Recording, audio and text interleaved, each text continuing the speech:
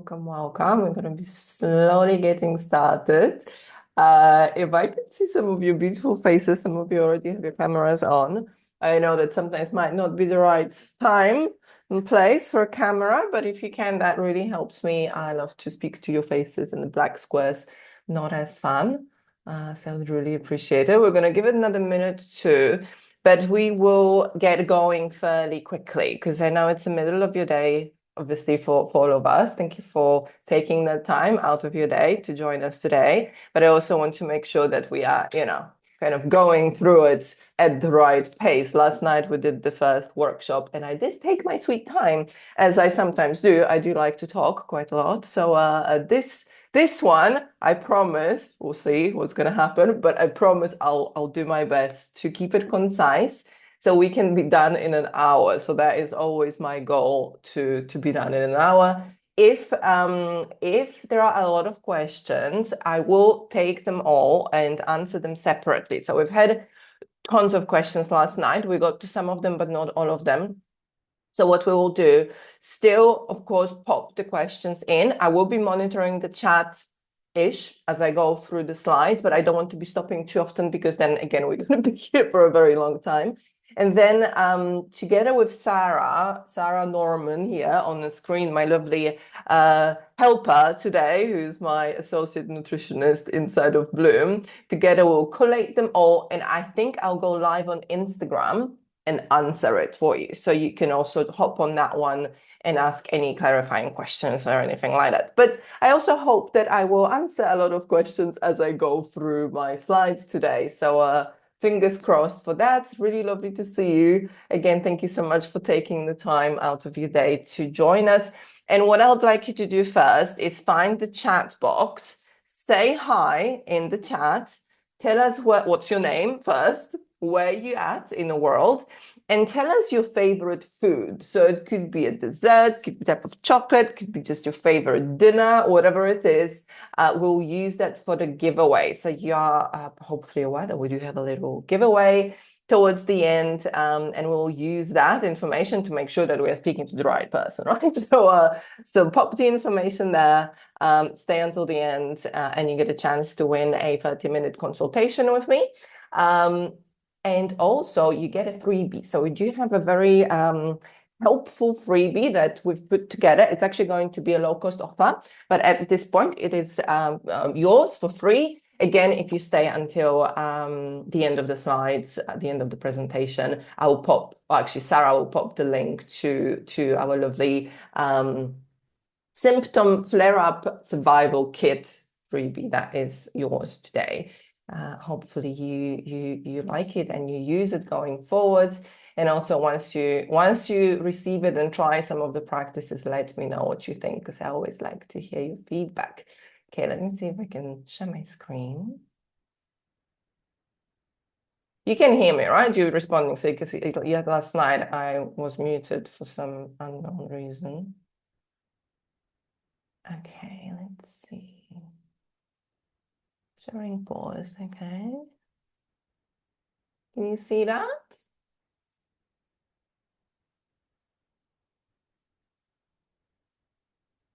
So everyone just joining.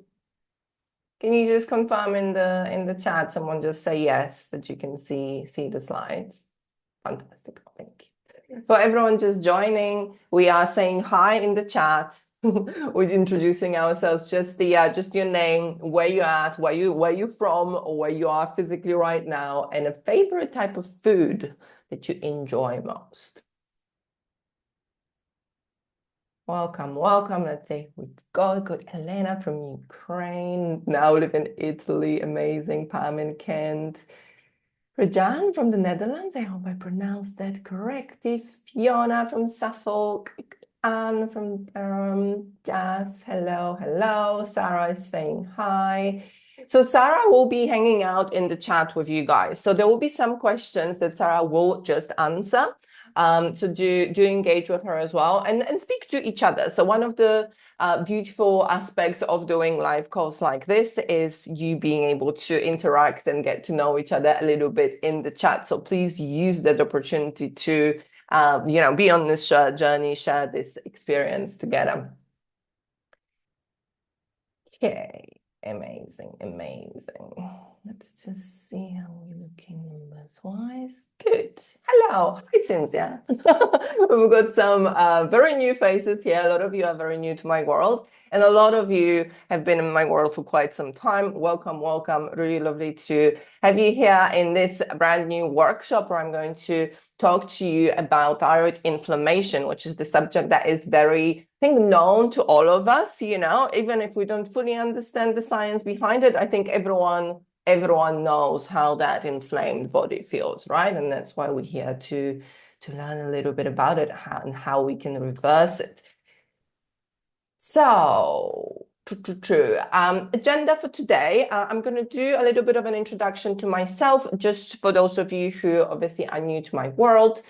Then we're going to do this inflammation deep dive. So this will be quite sciencey, but I want to highlight the fact that you are going to receive this recording. You will see the slides again. So you'll be able to come back to this material and go over it again and again. So please do not feel like you need to be furiously taking notes right now. Be as present as you can with us.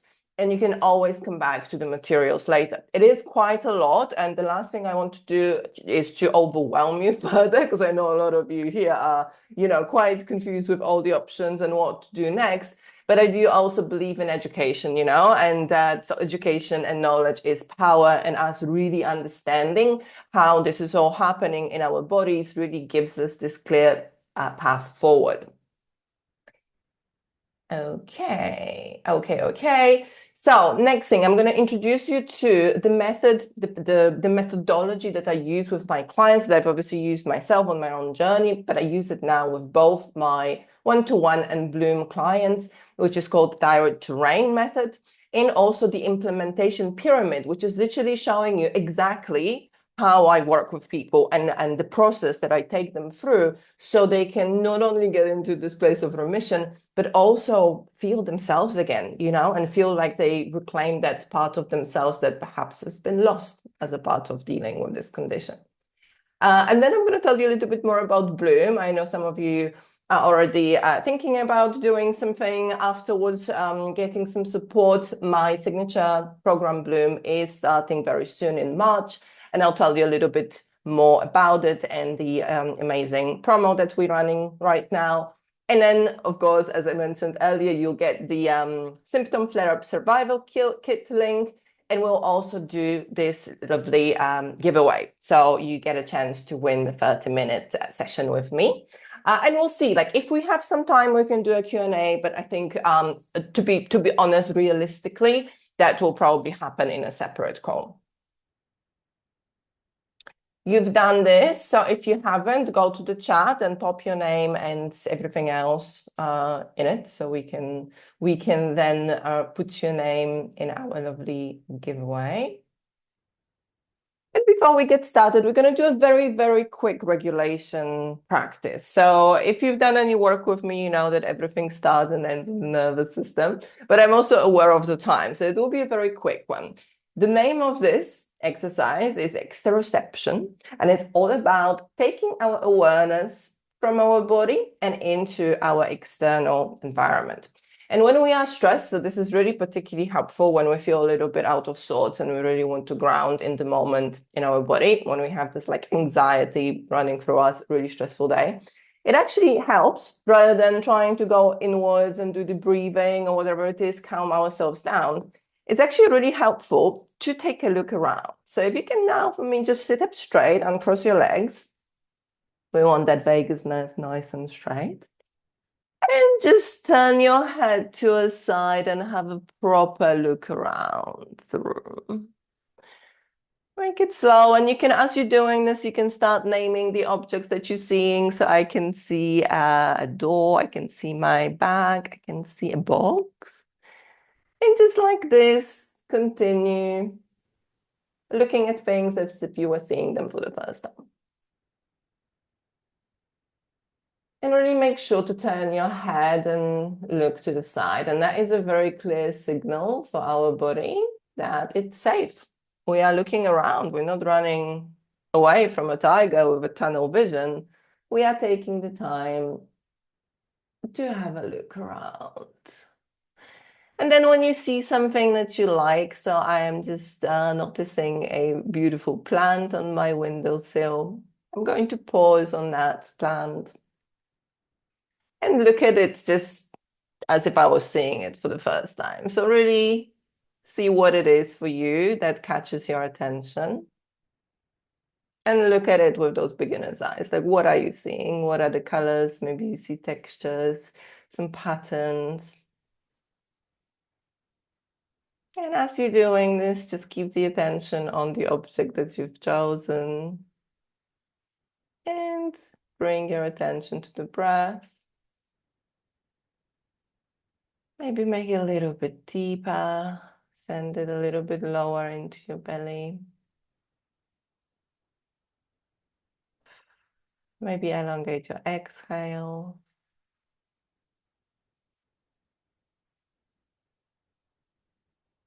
Nothing else to do, just a couple more breaths.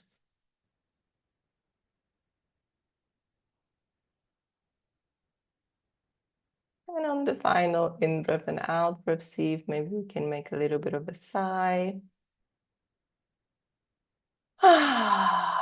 Leaving all the worries, all the tensions, all the stresses to a side for an hour.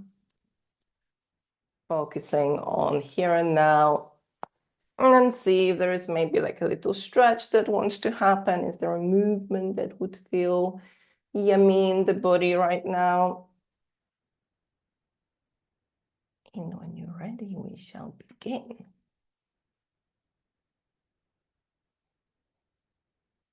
Alrighty, friends. So, important note here, return to this practice if needed. So if at any point you feel like this is a lot and you want to take a moment for yourself, please do that. So have a look around, bring your attention to the breath, maybe focus on that object, that one thing that feels really good and gives you that sensation of feeling safe and present and good.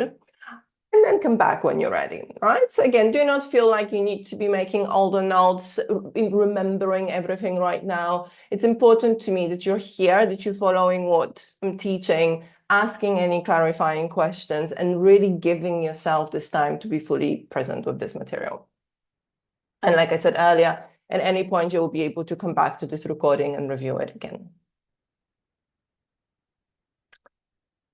For those of you who don't know me, my name is Aggie. And this is why I am qualified to teach this. This is why you should learn from me. Reason number one, I am a leading UK thyroid specialist, functional nutritionist, and a somatic therapist with over a decade of professional experience. And this is what really makes me different. This is what sets me apart. The fact that I help you not only with this physiological root cause, that stuff that functional medicine talks about, but also the emotional root cause, your nervous system, and really marrying the two produces that beautiful result that helps us get into lifelong remission. Reason number two, I am a fellow Hashimoto's warrior, and I've been now in remission for over 8 years with 3 years of medication. And I really, really get where you are right now. I know how it feels. I know how confusing and overwhelming this whole thyroid situation is. And reason number three, this work is my life's mission. Literally, this is what I do. Thyroid, working with thyroid women, mainly Hashimoto's, hypothyroidism. I have supported now over 1,000 women and help them reverse their thyroid-related symptoms, but also really help them enjoy life again. You know, I think this is why we're here. It's not only about hopping off the meds or reducing the meds or, you know, what supplements we want to take or even the symptoms. The reality is that we're here because we really want to feel right as like us again, reclaim that part of ourselves that perhaps has been lost a little. The question is, can this workshop change your life? That might be a big statement, but I actually believe that what you will learn today has the potential to forever change the trajectory on your healing journey and how you also see this condition. I hope that it will inspire you and empower you and give you some actionable tools and an actual roadmap to make change happen. And I really don't believe in quick fixes, but I believe that a single experience like today really can become this catalyst for change, you know? And the reality is that we need to go beyond medication to heal. We need to take this radical responsibility for the healing journey ditch the victim mode. We're not complaining anymore, but we are taking matters into our own hands. And the Thyroid Terrain Method works. I'm so excited to take you through it and tell you all about it today. So, what is inflammation? Tell me in the chat, what is inflammation for you? When I say inflammation, you say what? It could be, doesn't mean thyroid in general. What does it mean to you to feel inflamed? Would it be something to do with pain or maybe swelling? How does it show up in your body? Pain, flare-ups. Stiff, yeah. Red face, yeah. Joint pain, painful joint and muscles. Swelling, digestion issues, aching body, dark eyes, yes, insomnia, yeah, absolutely. So here's the definition for you. Inflammation is the body's natural immune response, so it's the immune system that runs inflammation to injury, infection, or irritation, and it's designed to protect and heal the damaged tissue. So in other words, it's your body's protection response to a trigger. So your body essentially is protecting you from something that's happening. Now, what is important for you to just remember now, because we're going to come back to it later, is that that trigger can be actual or perceived. So when there is an actual trigger, inflammation is very helpful. But what happens in chronic inflammation is that the trigger, the threat is actually perceived and it might no longer be there. Yet our inflammation continues. And this is often the case in autoimmunity, it's often the case in chronic conditions, and it is the case when the nervous system gets involved into this picture.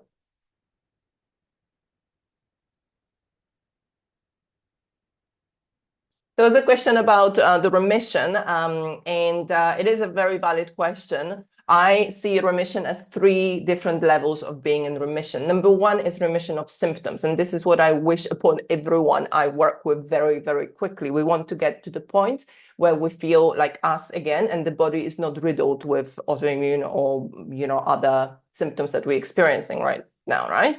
Second remission would be the remission of antibodies. So the remission of Hashimoto's, if that's what you're struggling with, right? I think everyone here is hyper. Is anyone struggling with Graves or hyper? If you are, do let me know in the chat and I'll comment on that. So that would be the stage 2, part 2 of the remission process. And then part 3 would be obviously remission of hypothyroidism. And this is a point where some of us perhaps can get to, but it depends on where you are in your journey. If you're someone who's been on levothyroxine for 20 plus years and your thyroid has been destroyed for all those years by the autoimmune process, then we have to be realistic, right? About completely regenerating the whole gland, right? But for absolutely everyone, there is a possibility to be in symptoms remission and antibodies remission. And then we'll see what your thyroid does. For some of us, the thyroid actually has the capacity and ability to self-regenerate a little bit. So I've seen people on medication for very, very long time actually gradually reduce their dosage. And that is also a success. But I'm not here to stigmatize or demonize levothyroxine. It's a supplement for your thyroid. I know that, not everyone responds to it perfectly, and we sometimes have little intolerances and things like that. But the reality is that your symptoms are due to those fires, are due to the nervous system dysregulation, inflammation in the body, autoimmunity. And once we address this, you'll see a huge change. So the medication is, it is there to support us. It's not there as our enemy. I hope that makes sense. So this is your inflammation 101, right? So what happens? You cut a finger, say, typical example, body senses an injury, blood flow increases. So some of you mentioned pain, inflammation, swelling, immune cells rush to the scene. Then they kind of do a bit of a cleanup, fight off the invaders, clear the debris, and then the healing begins. But for that to happen, the inflammation has to switch off. So inflammation switches off, the tissue repairs.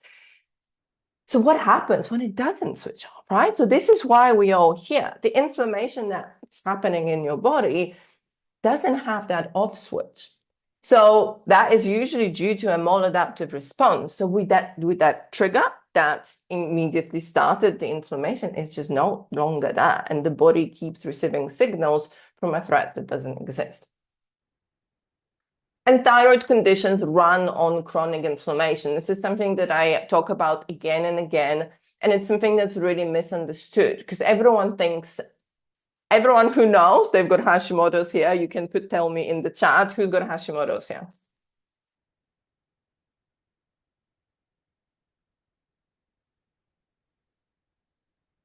I'm going to pause for a second. You can tell me. Either suspected or confirmed.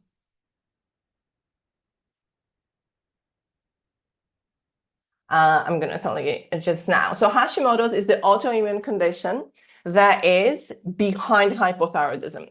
So if you have hypo, it's over 90% of the chance that you also have Hashimoto's that has been going on in your body for many, many years, sometimes months, because it depends how aggressive it is, that leads to a gradual destruction of the thyroid gland that then leads to hypothyroidism, okay? So for a lot of you, as we can see, this is just the reality, right? But what we've been told, and you can tell me in the chat if you agree, is that it's the self-attack, right, on the thyroid. So the inflammation is localized. It happened at the thyroid gland. And that's why we feel that sometimes swelling or inflammation in the neck. But what no one talks about is that with autoimmune conditions, especially with conditions like Hashimoto's, but actually, to be perfectly honest, pretty much all of them, there is a low-level systemic inflammation. That is something we need to address if you want to get rid of those systemic symptoms that so many of us, so many of you are struggling with, okay? Let me tell you a little bit more about this anatomy of this self-attack. So we're going to, in a second, reframe the self-attack phrase anyway, because I am not a huge fan of it. But for the sake of explanations, because that's something that you've probably been presented with before, let's see how it looks like. So with localized inflammation, we deal with those antibodies. And you probably know that you have Hashimoto's because you have tested for the antibodies. And if you don't know if you have Hashimoto's, what you need to do is get yourself a very basic finger prick test. If you come and work with us, this is included in Bloom, but you can also get it yourself. It's not expensive. Places like Randox or Medichecks in the UK, plenty of other places in Europe offer it. And what you want to test for is the two antibodies, TPO and TG. These are proteins that mark tissue for attack and amplify that immune response. But it's actually your immune cells, lymphocytes, that physically damage the thyroid gland. So, us just going by the antibodies number also doesn't give us complete picture. And this is why someone with 200 level of antibodies or 300 sometimes can present with higher symptoms than someone that has antibodies in the thousands, because antibodies are not the full picture. They are just one of the markers that we test to find out whether Hashimoto's is present or not. However, you'll be very probably surprised to hear about 10% of Hashimoto's cases present with no antibodies. So there are just no antibodies. And people assume that they don't have this autoimmune situation running the show, yet it's still happening. The inflammation is still body-wide. And even people who do not show any signs of Hashimoto's whatsoever still deal with the systemic inflammation. That is still something that they see again and again. As long as you're relating to what we're talking about today, even if your antibodies are at zero, this work that I'm presenting today will create a positive change. So we've got lymphocytes, we've got local cytokines, which are those inflammatory, pro-inflammatory messengers that can, molecules that flood your body. And over time, that leads to gradual tissue damage, scarring, tissue scarring, and obviously thyroid declining function. So this really goes back to the question that you've asked, like what happens, what is the remission, right? Like, is it possible after so many years? That depends on the tissue damage, because scar tissue is not going to rebuild itself. But there are various ways in which the thyroid gets affected. Some of it is not scar tissue, so it can possibly it has a larger ability for this cell regeneration. But also we're dealing with the systemic inflammation that, we don't talk about yet, we feel in our bodies. And here we have the immune cells the pro-inflammatory cytokines literally flooding the entire body. The oxidative stress increases and it damages cells throughout the body. And in more acute versions of this, you'll be able to see changes in markers like CRP. But the issue is that in Hashimoto's, we don't really see CRP increase that often. I don't know if you know what I'm talking about. C-reactive protein is like a very common marker of inflammation. But this is what we're talking about here is a low-level cellular inflammation, not often picked up by CRP. If you were to check some of those inflammatory cytokines, which is a very complex and expensive test that is impossible to be obtained via your GP, then you probably will see changes. But the CRP might stay normal. And then your GP might go, well, you're making it up. This is really what inflammation? Because obviously they haven't really been educated to the point of knowing about the systemic inflammation. And even some of them really have very little knowledge of Hashimoto itself. They see it just as another name for hypothyroidism, and they really dismiss it, even some endocrinologists.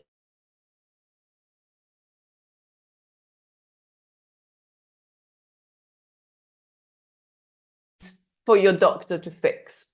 The systemic inflammation and the local inflammation is something that we deal with ourselves through taking steps that I'm going to outline for you later. So it's all to do with how you live, how you think, the choices you make every day that will have a profound effect on your inflammation levels. There is no medication that your GP can give you if your antibodies are like through the roof in the thousands. There are things like LDN, for example, that we can talk about from a functional medicine perspective, but this is not necessary for 95% of people.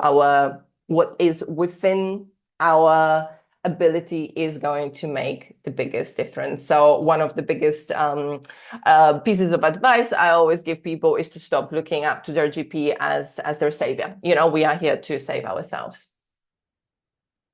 And these are the typical symptoms of this both localized and systemic inflammation that we see. And some of you would have been already mentioning this in the chat.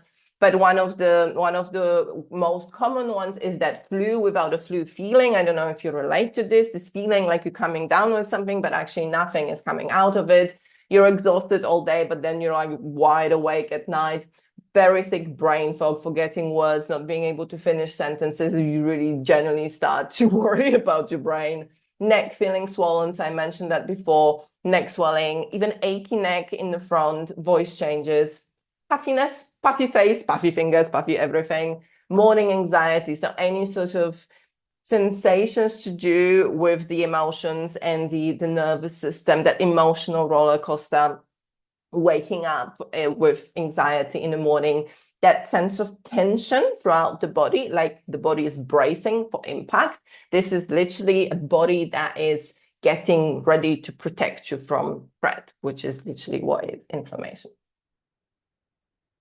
Food reactivity also. So I don't know if you can relate to this, but reacting to anything and everything you eat. So even sometimes water, like you might have even done some stool testing or some other bits of information you received about your gut that all comes back normal, yet you still continue responding in that very overactive manner to anything that you eat. Which one? If we take a moment just to pause for a second, which one would you relate to most? Does this ring a bell?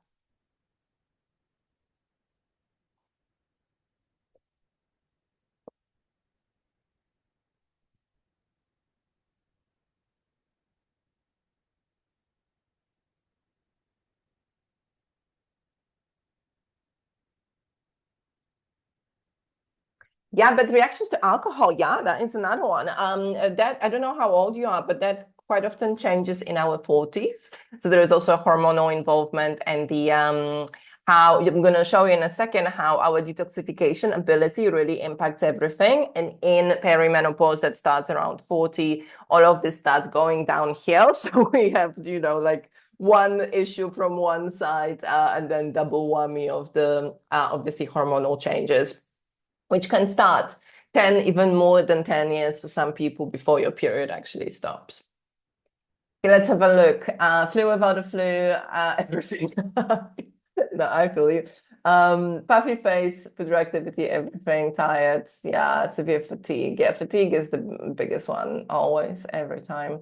Puffy brain fog, most things. Yeah, yeah, yeah, yes.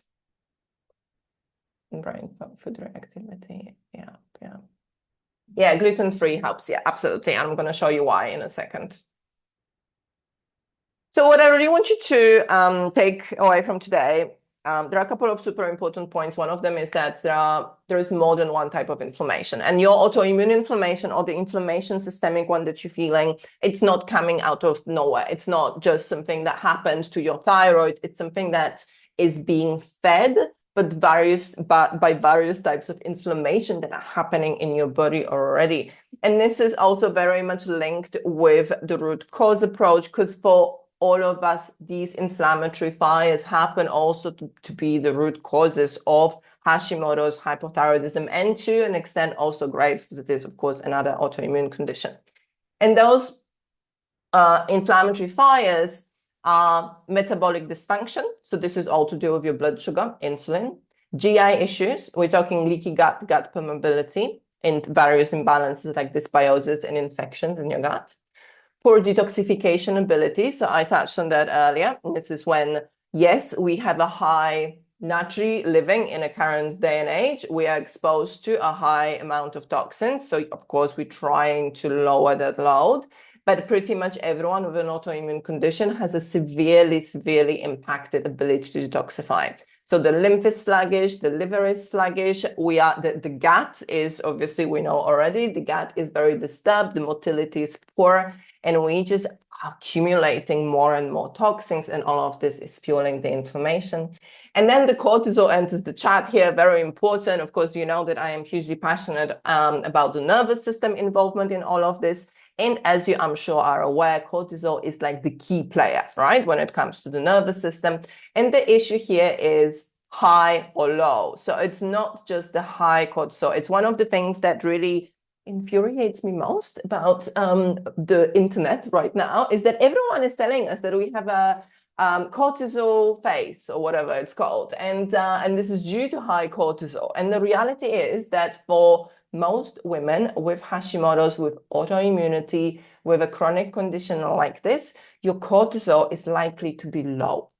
And what is even more interesting is that this low cortisol is driving your inflammation, not high cortisol. And I'm going to show you why just now.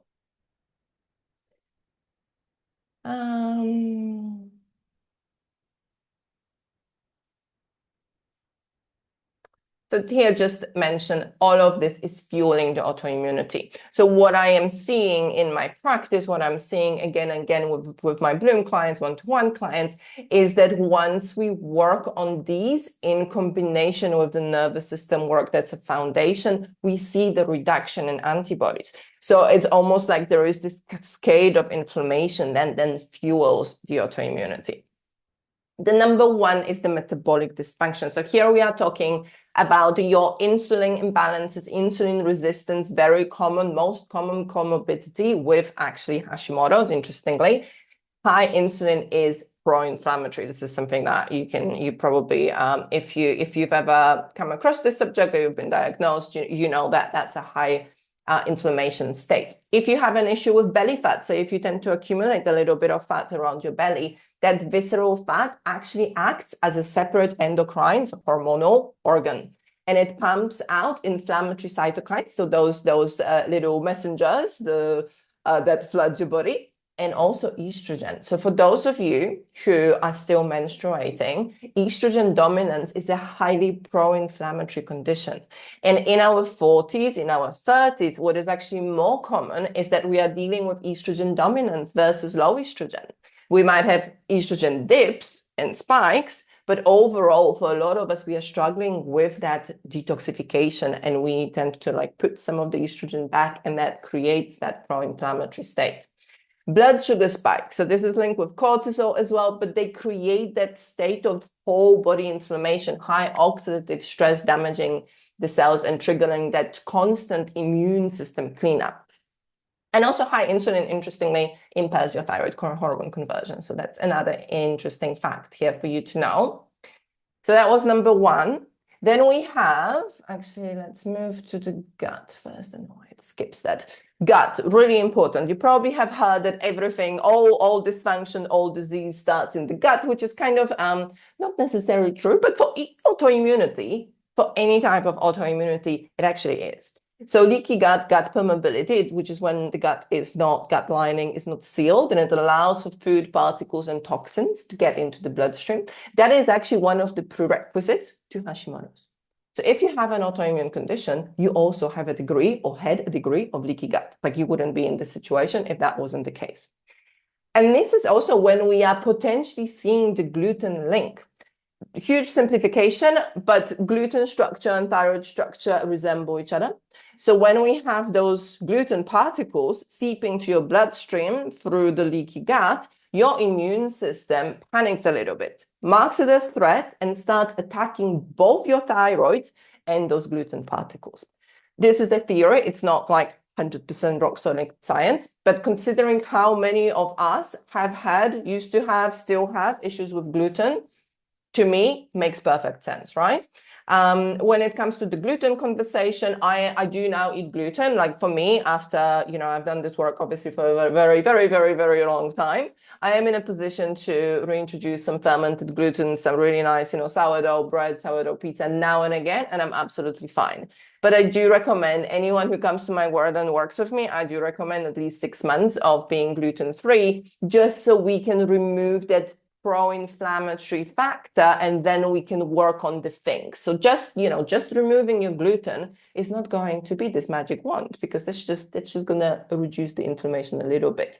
But what you then want to do is go in with the Thyroid Terrain protocol and really start working on the issues, right? So you want to start healing the leaky gut, improving all those detoxification ability, all those other things, working on the nervous system, and then you'll see the result long term. But just removing gluten will produce, for some people, no change. And then they come to me and they're like, but it doesn't work.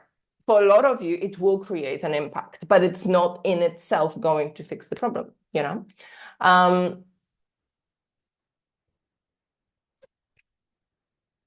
And also here, really important about estrogen clearance. So having this gut dysbiosis, which is the imbalance of the bacteria, not only will disrupt your immune system, so 70% of your immune system is in the gut. So not only it will, again, fuel that immune dysregulation, but also it will further mess up with your estrogen clearance, because we almost like recycle some of the estrogen. So that's another source of inflammation here.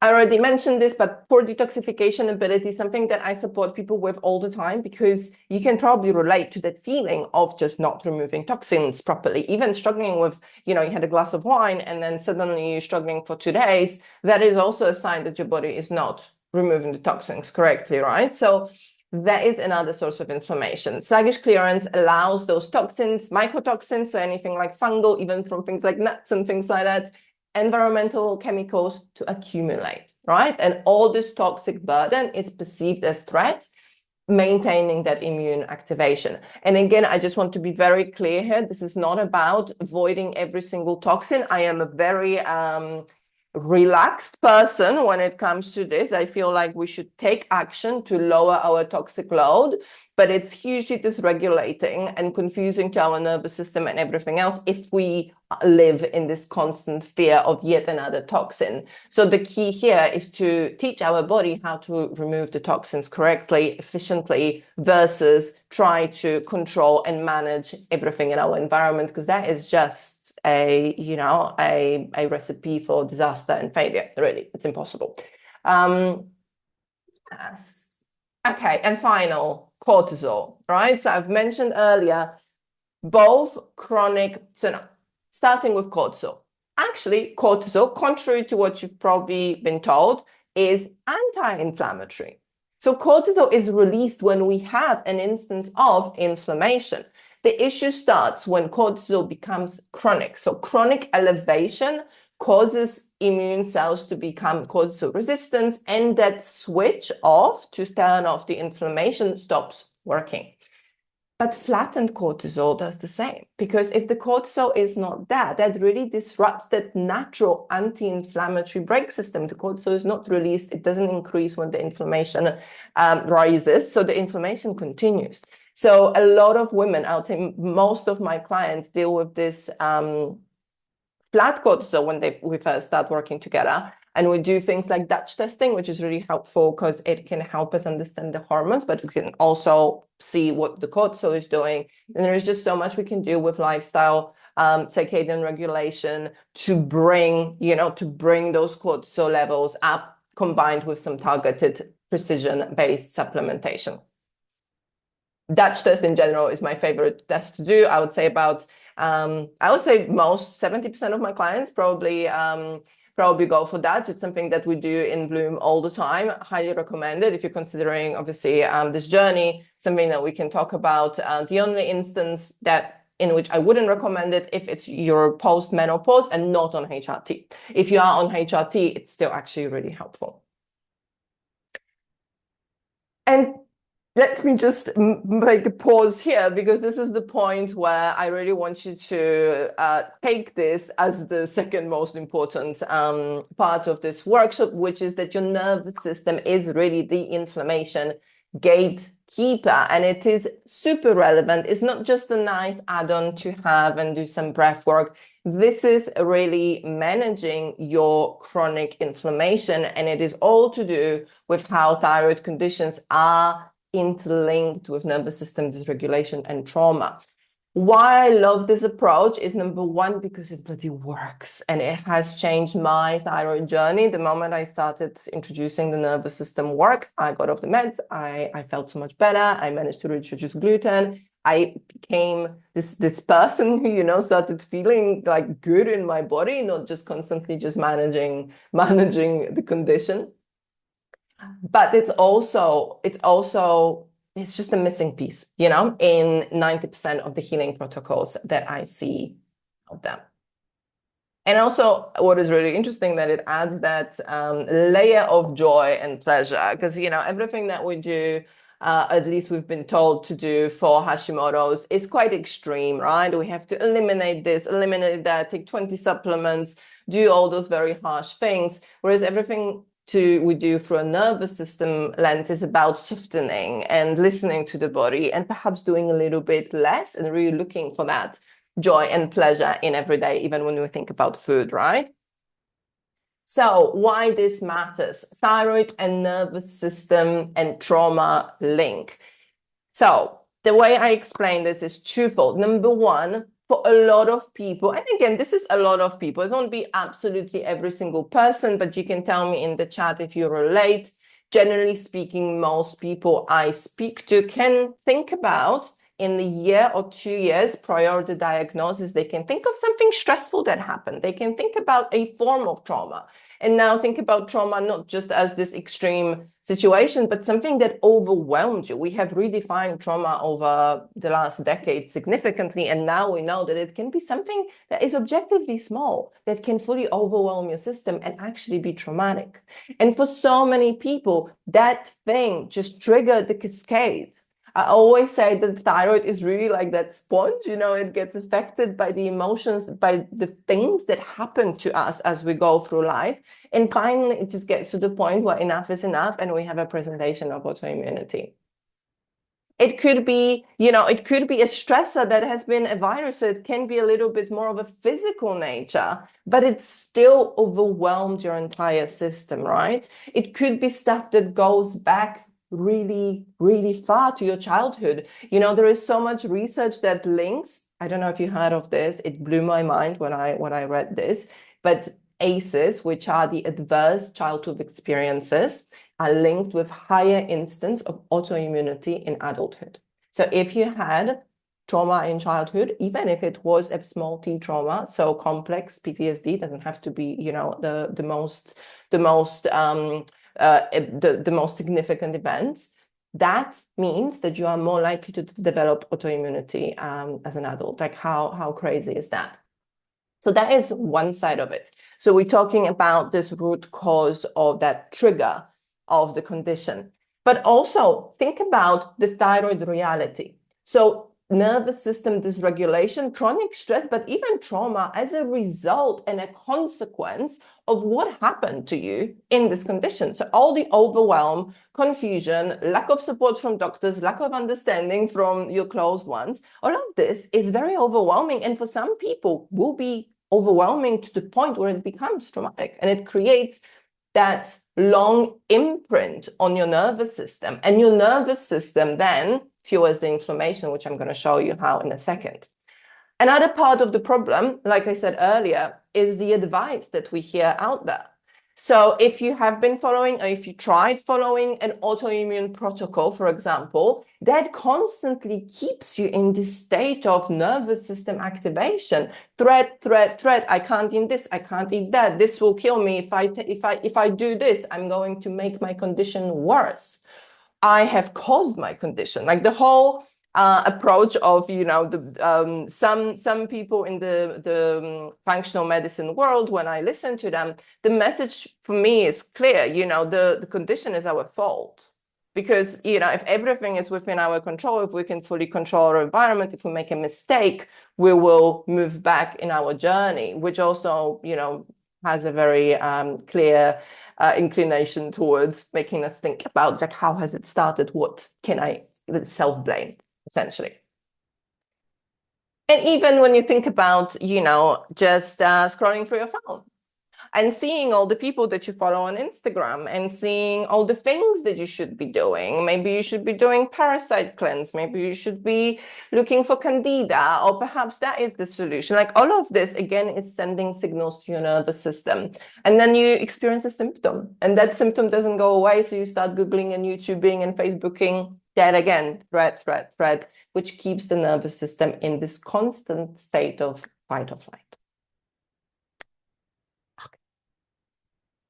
So what I want you to think about is your immune system is the extension of your nervous system. So when you think about earlier in the session, we were talking about this protection, moving from your body trying to attack you to your body trying to protect you. And how this works is that when the body, the nervous system, receive that perceived threat signal, and it can be internal or external. So it can be, like I said earlier, it could be like a symptom that you're experiencing, or it could be a test result that you got, and that triggered a cascade. Your stress hormones get released, those pro-inflammatory cytokines get released, the vagus nerve get involved, who is the meds, like an inflammation manager.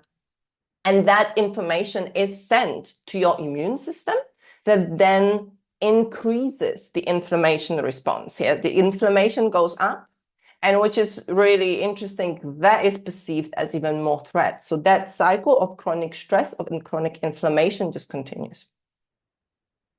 And this is just some information for you to ponder on. I've mentioned already before, but we've got 80% of autoimmune patients who are women, 90% of thyroid conditions, also women, autoimmunity linked with trauma and those adverse childhood experiences, and also autoimmunity linked with certain personality traits, which are suppressed emotions, putting everyone else first. You know, if you're familiar with fawn nervous system response, that is also more commonly seen in people with autoimmunity, which is pretty much women.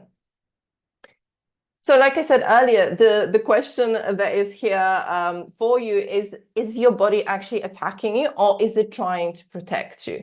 And to me, this is a really big difference, because I spent so much time, you know, 10 years, maybe a little bit less, 7 years of my journey being at war with my body, thinking that my body is trying to harm me, that it has turned against me. And it is really liberating until this day for me to think about it in a slightly different way, a little bit softer way, that my body actually has been trying to protect me all that time.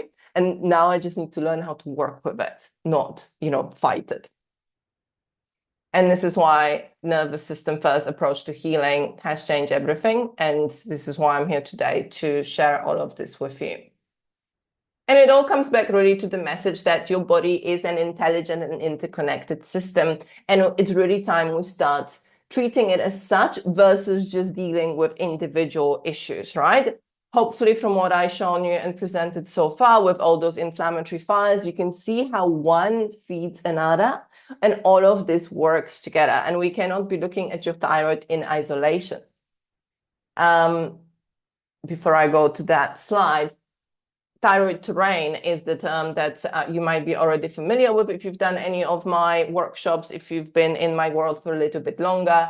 What I mean by that is an internal environment in an ecosystem that can either support your thyroid function or it can fuel further inflammation and damage, right? So that internal ecosystem is something that we want to work with, not hyper focus on your thyroid or even thyroid autoimmunity. Does it still apply if you don't have Hashis? Like I said earlier, if you are recognizing the signs of the systemic and local inflammation, absolutely everything I've talked about today applies regardless whether you have high antibodies or not, because antibodies are only a small part of a broader picture here. And here I've got like a very short example of from Rhiannon, who's done one of the Bloom programs in the past. And she had not only this amazing result in her actual blood markers improving, you can see a lot of change here, but also very many symptoms in her body improving super quickly that are telling us the inflammation is going down. So she's lost weight without trying or counting calories, body feeling looking more like mine. No Hashimoto phase anymore, way more energy generally, and starting to eat foods that she wasn't able to tolerate before, like fish. She also couldn't tolerate protein in high amounts or any amounts really. So look at what is possible in just over 3 months when we work with this evolved root cause approach. You might have done some of the AIP style protocols in the past, and all of this has really started this root cause approach, but is very flawed. And Dr. Sarah Ballantyne now, even herself, she moves away from this approach. She's doing something completely different now, and I think she has come to very similar conclusions to me. And it's like and this approach still is out there, so you can still see people tooting AIP when we know that this is not the way. We know that this leads to mode dysregulation. It can create immediate improvement, but it's not sustainable and it will not create a lifelong remission. And it completely ignores the nervous system part, which we know not just from evidence and working with people, but we know from research is a huge part of the puzzle here. Yes, it also promotes this one root cause approach, which I really don't like. Because hopefully, as you can see from today's presentation, we all have a variety of different fuels to this condition. There is not one root cause. Yes, you might have a crazy bacteria hiding in your gut, but that is very unlikely. Working with so many people, and like I said earlier, it's like in the hundreds, if not thousands. Yes, maybe a couple, we found something surprising. Everyone else improves with this approach and sees amazing change that lasts. And in opposite to that, evolved root cause approach, which is the thyroid terrain method, nervous system first, realistic and doable, promoting the 80-20 approach. So I do encourage my clients to fail. I encourage them to be imperfect because we are human and we want to celebrate being human. At the same time, we want to see progress. So what I do ask them to do is see the process as priority, but not to be perfect every single day. And it really helps you to create this new way of living versus just trying to stay on track for 3 months and then go back to how you used to live before. And yes, and research and evidence backed, like everything I teach today has solid science behind it. So this is not something that's just been, like in the case of AIP, just tooted again and again by enough people for it to become a fact. This actually is rooted in the newest science. Okay, love, so this is how we heal. I'm going to talk you through now the thyroid terrain method pyramid. I'm just going to look at the chat. Sorry, I've just gone a little bit nuts here with not taking breaks. Let me take a breather. Sarah is saying, thank you so much. I felt, demonized in the past and not going for it. Yeah. Autoimmune protocol, AIP. That's what it stands for. Okay, so we have here this pyramid, which is literally showing you what to do step by step, the way I implemented what I take you through in Bloom. And this implementation of this will take into account that broader terrain, but also your individual root causes and potential additional triggers. So at the bottom of all of this is the nervous system regulation. And this is not necessarily meaning you need to spend 20 years in therapy. Talking therapies are definitely helpful, but we do know now that this bottom-up approach is so helpful. So we regulate the body first. We start understanding how our nervous system operates, and we find ways, different practices, different techniques to come back to that safety, that regulation. And these are very simple practices that you can implement in your day-to-day. There is quite a bit of education that needs to happen around this, but it's about doing it. And this is something that I helped so many women with, something that has absolutely changed my life. The modalities that I use are somatic therapy, vagus nerve activation, breath work. We've got actually some applied neurology techniques as well that we use. Fascia release. Fascia is huge when it comes to nervous system and trauma because it really remembers, it's got a memory. So if you've been through experiences that have been overwhelming, that memory can be stuck in tissues, and you can see it in yourself if you have a tendency, for example, to slouch or to hold tension in your belly, or if you're really struggling to take a full breath, or perhaps you do this with your shoulders. All of this is your body speaking. We do a lot of brain retraining and mindset work, and this is obviously here I'm giving you those little things that you can either research yourself and come and work with me. But your mindset and how you're thinking about this condition, how you're responding to symptoms is going to change everything. Actually, you're going to get one of the exercises that I teach, which is a pattern interrupt exercise, which basically helps you in the moment get out of this, panicking spiral, symptom spiral, and come back to regulation. Because again, every time we allow ourselves to go down the spiral, the nervous system receives those threat responses. I never really thought anything about the nervous system regulation, but that has been such a massive thing for me, and I feel that has really contributed to me being as well as I am now. And I think it's helped to lower my antibodies, possibly more so than some of the things that I thought would be the ones to help with that. And I think what I have really loved about the nervous system regulation part of things is that it's not.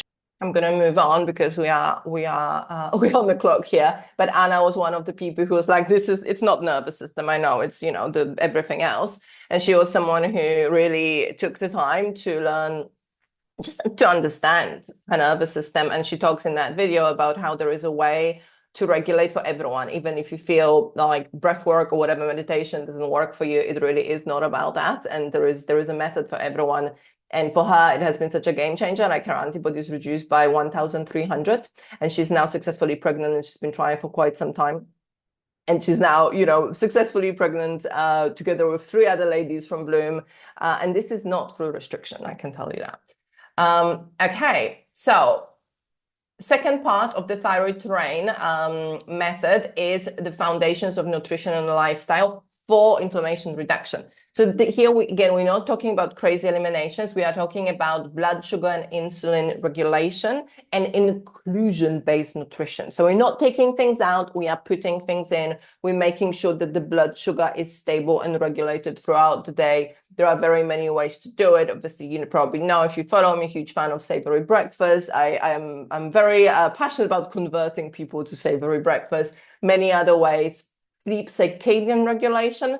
So I work a lot with the lifestyle medicine. So we really spend a lot of time teaching you how to build your routines and evening rituals that don't feel like a bloody chore and another to-do list, but at the same time, they really help you regulate inflammation, regulate those functions of your body.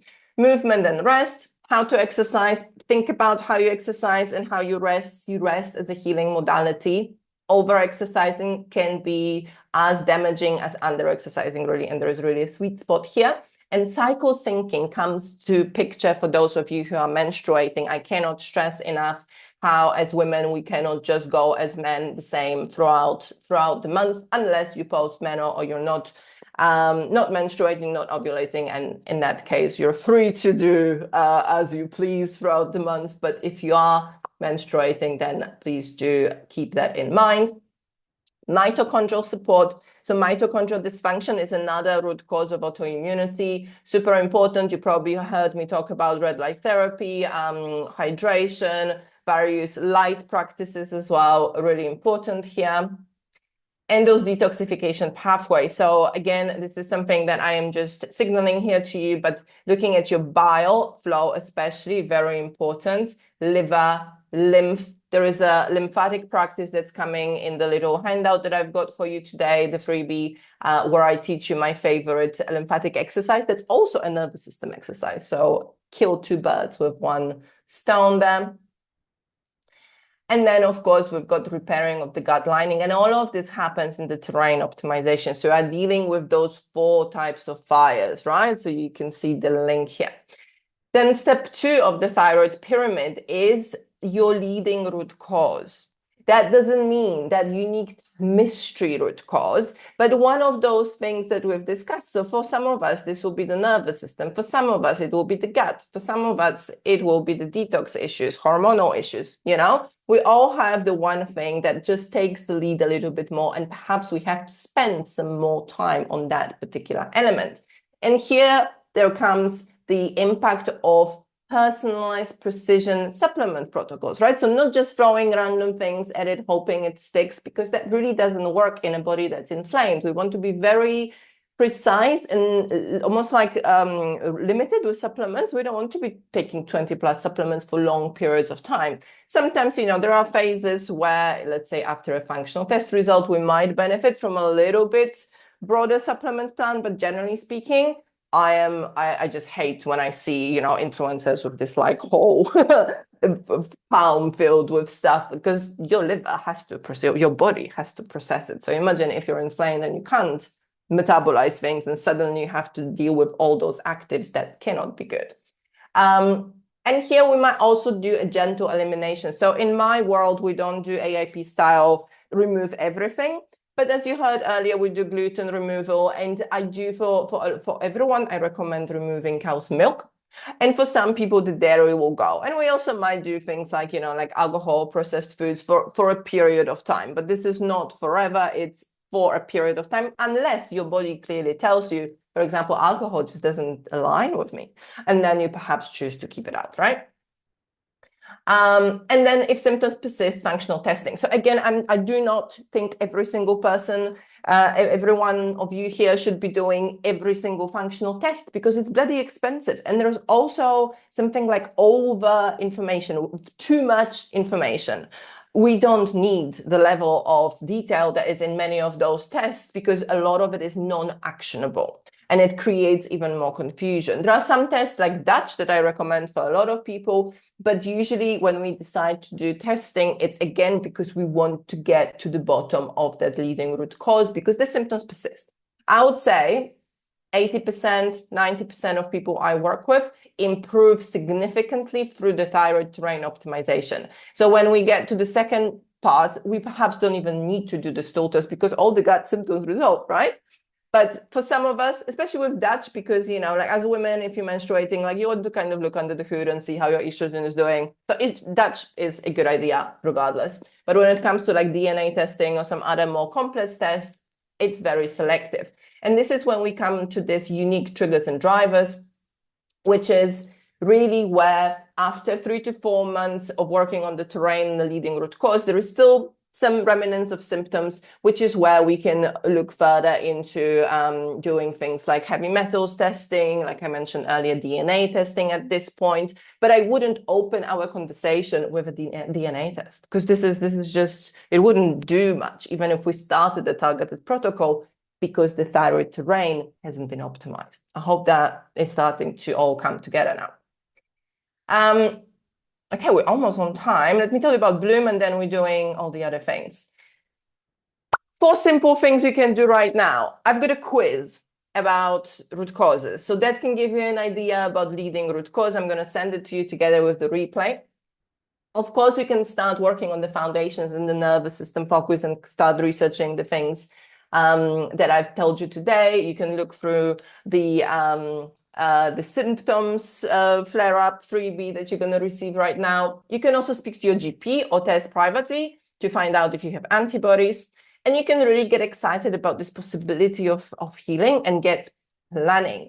And this is something that I really want you to think about, this whole process as this structured methodology versus just picking random things that you think might be wrong with you and might be the root cause for you. This system works only if you implement it strategically and methodically, and you go through all the phases, even if you are not new to this journey. In Bloom, we have so many people who are, who come find me after years of being on this journey. And what supports them most is going through the whole process, regardless how many years they've done of gluten-free or AIP. This is all about covering all the bases, the entirety of the thyroid terrain, and really, like looking for those spots where we can see our blind spots, essentially, right? Like I know from my own healing journey, I wasn't the person to objectively tell what was really the problem, right? I needed someone from the outside to really point things out to me.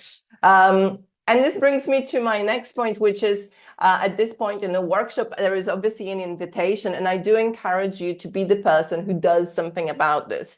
And of course, you can do it on your own, and hopefully this gave you enough tools and information to knowledge and hope to really, proceed in that direction. But perhaps you're someone who really would like some help on this journey and you don't want to do this yourself, in which case I would absolutely love to help you and invite you to Bloom, which is my signature program that literally takes you through that thyroid terrain restoration process over 16 weeks. And we are starting again very soon on the 18th of March, which is in just under 3 weeks. And this is where we really help you, me and Sarah, help you rebuild your thyroid terrain from the ground up. We work on the nervous system. The nervous system is the foundation of this whole journey. I cannot tell you how life-changing it is. And I've got a huge passion for teaching people, especially the people who are maybe new to this, on how to really integrate it into your life. We take you through gut healing, hormones, rebalancing, detoxification, mitochondria reboot almost. Because, your thyroid is really only as resilient, like we said earlier, as the ecosystem it lives in. And the one thing I want you to know about Bloom is that it's personalized. We've got, it's not just a course that you do online. We've got one-to-one onboarding with Sarah. You've got bi-weekly hot seats, which are like mini one-to-ones when we spend time together, personalizing your whole journey. And it's super small groups, 4 to 5 women in each group, where you unmute yourself and we just have a chat, personalizing everything to you. You get personalized supplements. Optional one-to-ones, you can add one-to-ones if you want, but you don't have to. A lot of women don't, and they see some amazing results. So one-to-ones are optional. Some people just want to have a deeper dive on one of the problems. Absolutely fine.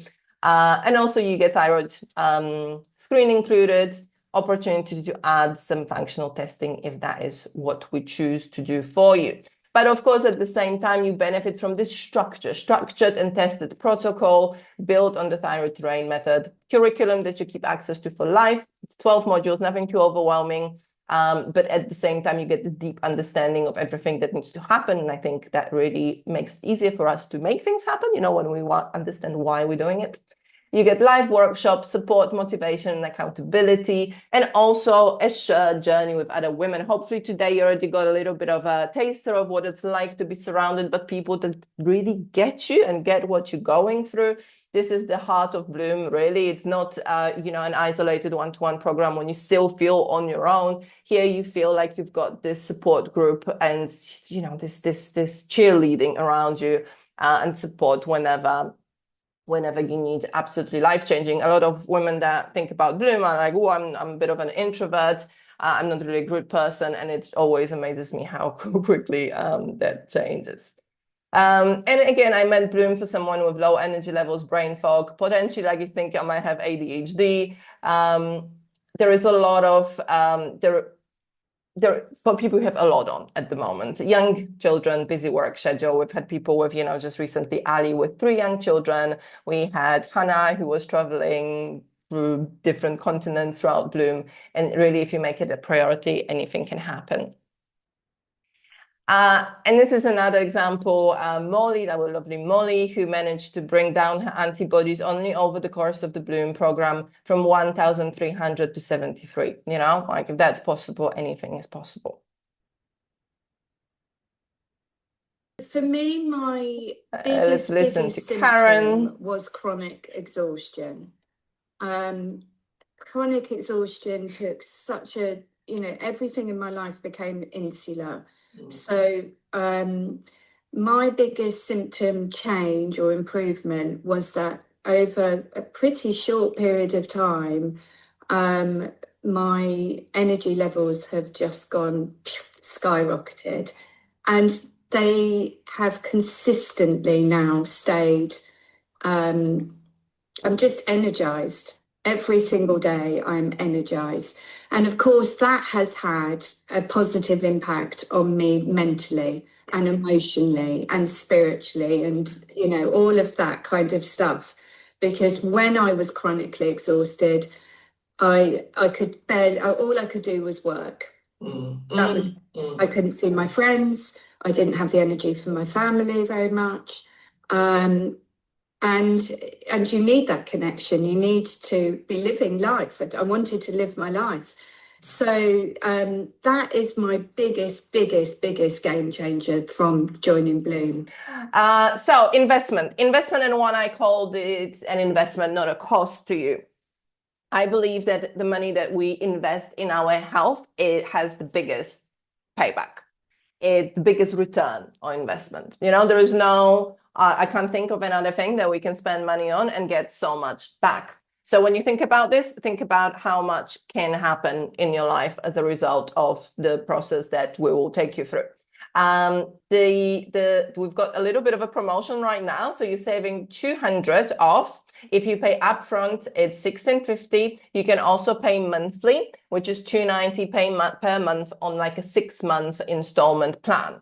So that is really important to me to make sure that, that I make this as available to people as possible. So the 6-month plan obviously take you through a period of time that's a little bit longer than the Bloom journey. If you pay up front, the total savings actually add up to 300 because there is a little bit of a reduction for the upfront payment. And the code is FIRE. Sarah has just dropped a link if you want to check it out. But of course, I will be sharing a little bit more about it very soon. Code is FIRE 200.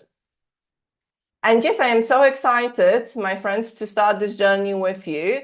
If you're, if you're there thinking, oh, is this for me? Is it not? Ask me a question. I'm very much available over this weekend and Monday, Tuesday. The bonus expires on Wednesday, so do make sure to take advantage of that. If there's anything I can help with, if you want to jump on a quick call, all of that is very possible, but I cannot wait to support you in this journey. It has been absolutely life-changing for over 120 women so far and counting.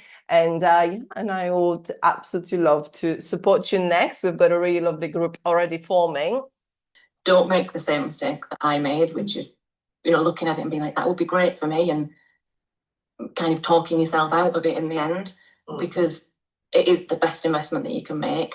We always kind of have, I think as women, we always have this thing, don't we, of like, we don't want to invest in ourselves because we're always trying to fix things for everybody else. And somehow we feel like we're not worthy of putting that attention on ourselves. But you are worthy of being well and feeling better, and you can achieve it, which, the me of 2017 would never have believed that I could be as well now as what I just would not have believed it. But following the courses, like Bloom is incredible. It is just incredible at being able to give you your life back and know that you have this confidence to take healing into your own hands. Like, you don't have to put your faith in the GP that is just telling you, take this medication and that will make you better. Like, you are so capable of healing yourself, and the way to do that is just to do the Bloom program because it's amazing. So we're not too bad for questions today. I answered a few in the chat. Okay. There was a nice one from Claire asking about, does having antibodies show up in a blood test automatically mean you have Hashimoto's? Oh, yeah. Yeah, yes. And the answer is depending on the level, but pretty much yes. So you wouldn't have a significant increase in TPO. So TPO antibody is diagnostic for Hashimoto's. TG antibody helps us paint a bigger autoimmune picture, but it's not diagnostic. And also TPO has like more of an ability to support the thyroid tissue destruction versus TG. So they're just slightly different. If your TPO is elevated, I would say beyond 50, 60, we are talking Hashimoto's. If it is in like hundreds, thousands, you don't need anyone, a doctor, to tell you it is. It's just in this particular autoimmune condition, antibodies are diagnostic. Not in every autoimmune condition, increased antibodies would be diagnostic, but in this one, you don't need someone to put that on paper for you. And Sarah raised a good point, and I think this is quite common when we speak to doctors. They're a little bit dismissive of some of the things we ask about. So she said, I had a celiac test, but the endo and the GP both told me there's no need to go gluten-free. When I asked them about cellular mimicry, they told me not to bother. Yeah, and sorry, I've completely blanked out in the beginning. Who said that? An endocrinologist or? Yeah, and the GP. Oh yeah, no, but they're not functionally trained. So they trained in a very standard mainstream nutrition. They don't have the functional medicine training. And of course, they doctors. The only thing they know is a plaster. We want to put a plaster on it. We want to continue benefiting big pharma money coming from the medication. Come on, that is unfortunately, with what we know about the condition, this is not something that will be understood to the same extent by a GP or even endocrinologist, who probably most likely deals with way more serious things like Graves and hypothyroidism when they actually have this situation that can be a danger to someone's life when they see another case of Hashimoto's and someone who's complaining about brain fog and fatigue and maybe needs food advice. Like that's not where we go for help. So, thank God we don't need doctors to tell us to go gluten-free. I think that's the biggest takeaway here. Just completely remove them from the equation. Cool. And then we had a question from Emma about bioresonance testing for food. So I mentioned it's not reliable, but I think food intolerance is something that comes up a lot. In terms of in terms of testing. Yeah. Is it helpful? No.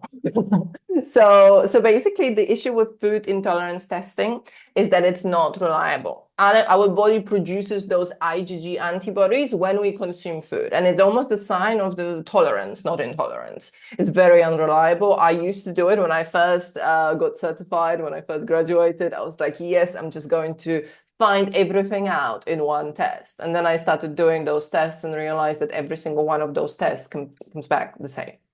And I was like, oh, okay, so something is really wrong here. And then I did a little bit more digging and saw again that this is just a way, again, to make money because everyone has been told this, everyone feels unwell. They want to be given a solution. It's easier to do a test than to do an elimination. But unfortunately, the solution, if you want to find out if you're intolerant to dairy, the only way to do it is to remove dairy and reintroduce dairy. There is no other way. But the good news is, like, we really in Bloom, Sarah, we really don't remove that much. Like, I would say for most people, we work with them on putting things back. So so many people come and they're like, I can't eat this, I can't eat that. I've been told this is bad for me. And we actually help them, restore that belief that they can do it. And with the work on the terrain, they really can. And it's amazing. Like even Ryan, and that I mentioned earlier, like it was impossible for her to have any protein. Fish, well, Jesus, never. She used to be a vegetarian vegan. And we managed to, to get to the point where her body was happy with all this new nutrition coming. And it is just one of another, the very many lies we've been told about this need to eliminate. What is or can be helpful is IgE testing sometimes in very particular cases when we find out if there is an allergy. But for that test to really work, we need to consume quite a lot of the allergen. So again, quite often doesn't produce significant results because we can't sometimes physically eat as much food as we should in order to get like a positive result. For example, for celiac, that's one of the biggest obstacles for celiac testing, is that you actually have to actively eat quite a lot of it for it to come back positive. So some people don't bother. And we've had a couple of questions all around the same area. They've had so Jane's asked recently, but they've had radiotherapy or radioiodine treatment or a partial thyroidectomy. So is there a chance the thyroid can recover? Can Bloom help? Like I said earlier, at any point, this is helpful. Even if you have zero thyroid, this is helpful. Can your thyroid regrow itself? That, you know, obviously I could, if I made that claim, you can leave now, right? So this would be a silly thing to promise. But anyone at any point, regardless how long they've been dealing with this, partial thyroid, no thyroid, will benefit from terrain work. And I mean it, like I've seen it. As long as you make it a priority and you make the changes, you will see a result. And again, results differ between people, right? Some people will have complete remission of everything. Some people will have a significant improvement, but that improvement we see again and again and again and again, you know? So really, I always say there is always hope, regardless how long this has been going on. And sometimes, you know, sometimes we see really miraculous things happen, and sometimes we don't even have an explanation, right? But it's definitely worth giving it a go and seeing what happens. And Fiona's asked a similar question about thyroid nodules. I guess it's a similar picture. Yeah, very similar. So with thyroid nodules as well, we're dealing with this. The nodules happen usually due to inflammatory condition of the thyroid and systemic inflammation. And again, we see that improving. Like we've had quite a few instances where there was a spontaneous remission of a cyst or a nodule or a significant reduction, again, as a result of this work. But hopefully what you took from today is that our focus is not on that nodule. Our focus is on all those inflammatory fires. Through working on those, the nodule over time benefits and the thyroid benefits. So absolutely, that's also something that we see kind of. Cool. We've got a few questions. So we've got one about is cow's milk and other animal milks not recommended? I generally speaking recommend cow's milk. So basically, there are two types of milk, A1 and A2. And to be perfectly honest, like we want the milk to be removed as in the commercial cow's milk. If you see, like, I don't know, like sheep's milk, if you respond well to it, perhaps yes. For some people, it just helps to make a clear distinction, a clear rule that milk is out because we don't really need it. Like, would you be putting it really in tea, coffee because it tastes a bit funny? So I think that's probably also not really a solution. So I would switch to plant milk like sprout or something like that and just take it out completely.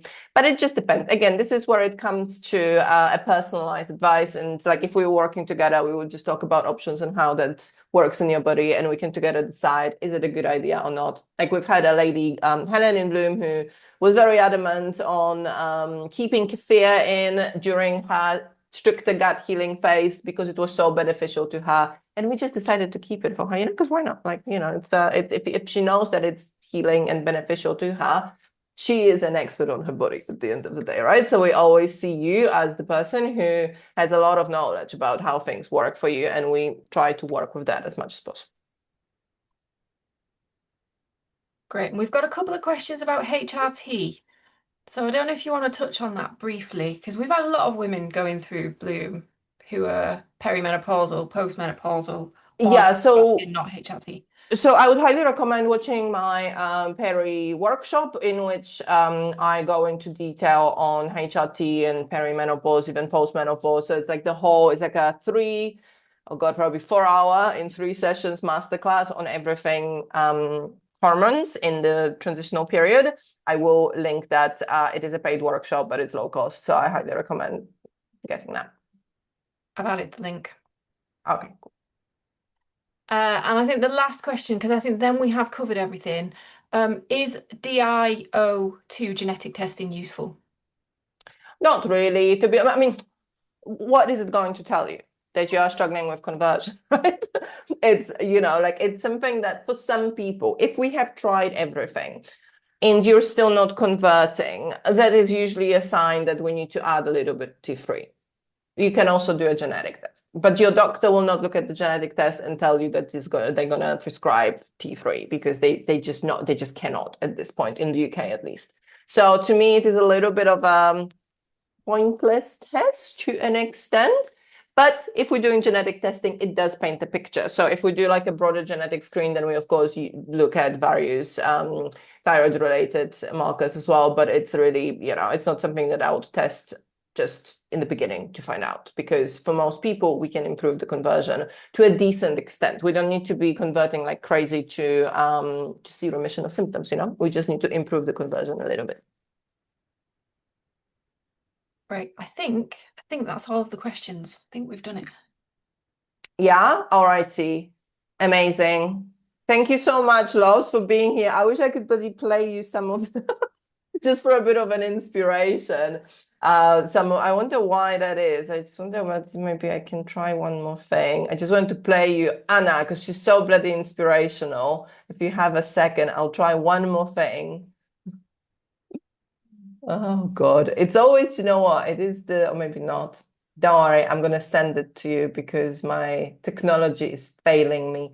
Thank you so much for coming. I feel very grateful to have such an amazing women in my community. Thank you for coming to my workshops and taking the time to educate yourself and really, do your best to change this reality, because it is what is the reality is, it is not really giving us this opportunity to live the life to the fullest. And that's what I want for all of you. If there are any questions about Bloom, please do get in touch. Like I said, I'm very happy to jump on the call, answer any questions and see how we can make it possible for you. If you need a longer payment plan, let me know. We want to make it workable for you.